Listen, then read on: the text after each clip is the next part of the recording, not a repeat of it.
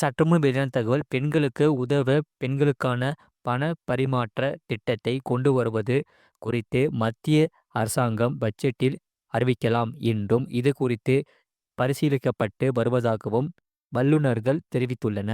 பெண்களுக்கான இந்த திட்டம் மட்டுமல்லாமல் பொருளாதாரத்தை உயர்த்தவும், நுகர்வை அதிகரிக்கவும் அரசாங்கம் வரிகளை குறைப்பதை பரிசீலித்து வருவதாக தெரிவிக்கப்பட்டுள்ளது. அது நேரடி வரியாக இருந்தாலும் சரி அல்லது மறைமுக வரியாக இருந்தாலும் சரி, அனைத்திலும் இதன் தாக்கம் இருக்கும்.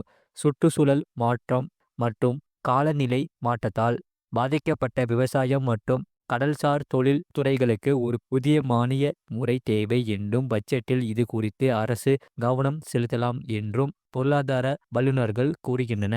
பிப்ரவரி 1 தேதி 2025 முதல் 2026 நிதியாண்டிற்கான பட்ஜெட்டை நிதியமைச்சர் நிர்மலா சீதாராமன் பிப்ரவரி 1 தேதி தாக்கல் செய்வார். இது போன்ற செய்திகளை உடனுக்குடன் அறிந்து கொள்ள மறக்காம சேனலை சப்ஸ்கிரைப் செய்யுங்கள்.